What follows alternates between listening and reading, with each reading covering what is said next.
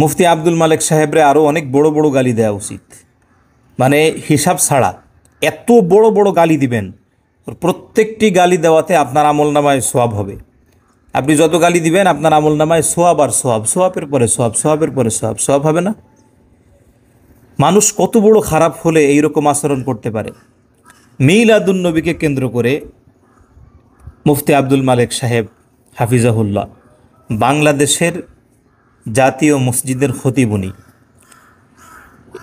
উনি যে বিষয়টা বলেছে যে হুজুর পাক সাল্লাল্লাহু আলাইহি ওয়াসাল্লাম আমাদেরকে দুইটা ঈদের কথা বলেছেন, ঈদুল ফিতর, ঈদুল আজহা, এইটাই তো বলছে, এইটা বলছে।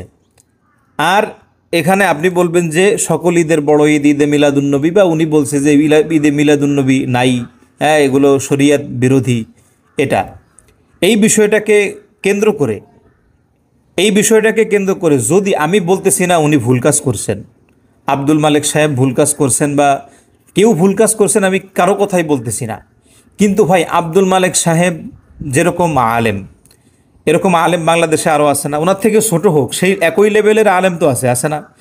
যদি ওনার ভুল হয় তাহলে ওনার লেভেলে যারা, তারা তাদের ভুলটা ধরায় দিক, তাকে নিয়ে গঠনমূলক সমালোচনা করুক, এটা স্বাভাবিক, এটা তো অস্বাভাবিক কোনো কিছু না, সমালোচনা করতেই পারে। কিন্তু ইসি পেসি কুসি কুলকুলি তুলতুলি মুলমুলি কুলকুলি খুলখুলি এই মানে আপনদা, এরা যেভাবে দেখলাম যে আপনার মুফতি আব্দুল মালেক সাহেবকে নিয়ে মানে গালাগালি করতেছে, উল্টাপাল্টা কথা মুখ থেকে বাহির করতেছে, এটা এতটা কষ্ট লাগার মতো, এটা মানে বুঝাইতে পারবো না যে একজন আলেমকে নিয়ে এভাবে মানুষ গালাগালি কেমনে করে, এভাবে মানুষ উল্টাপাল্টা কেমনে বলে। উনি একটু খাটো, আপনার শর্ট আব্দুল মালেক সাহেব, এই বিষয়টাও মনে করেন তাকে ব্যঙ্গ করার ক্ষেত্রে নিয়ে আসছে কারা? যাদের ভিতরে জ্ঞান আছে, মানে আলেম যারা, এর আলেম হুজুরদের ভিতর থেকে এরকম মাথায় টুপি দিয়ে এরপরে মনে করার বিরুদ্ধে মনে করেন আচরণ করতেছে। এটা কি মেনে নেওয়া যায় বলেন? কাদা ছড়াছড়ি কোন জীবনে বন্ধ করবেন, কবে বন্ধ করবেন বলেন?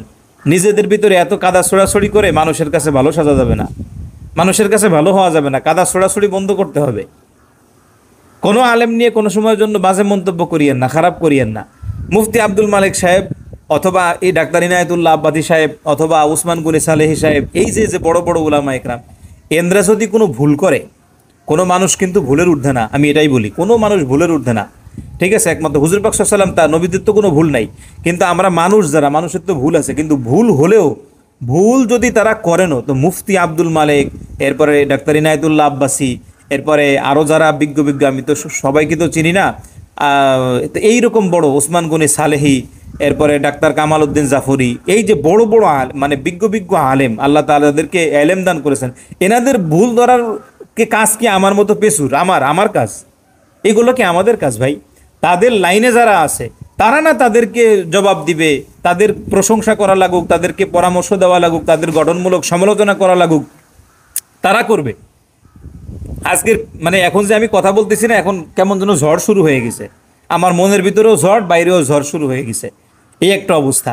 তা আমি আল্লাহর মানে কি বলবো, আমি হাত জোর করে বলি, সকল ঘরোয়ানার সকলের কাছে বলি যে যাই হোক না কেন ভাই, বড়দের ব্যাপারে যারা ছোটরা আছেন কখনো গালাগালি করিয়েন না, মুখ খারাপ করিয়েন না, গালাগালি জিনিসটা ভালো না। মন্দ বলা, অপরের প্রশংসা করেন। আর যদি হ্যাঁ তারা কোনো ভুল করে থাকুক, তারা একে অপরের গঠনমূলক সমালোচনা করুক, তবে বড়রা। আর যদি মনে করেন এক জায়গায় বসে তারা কিতাবাদি দিয়ে সমস্যার সমাধান করে দেয়, তাও বড়রা, এতে আমাদের কোনো কাজ নাই।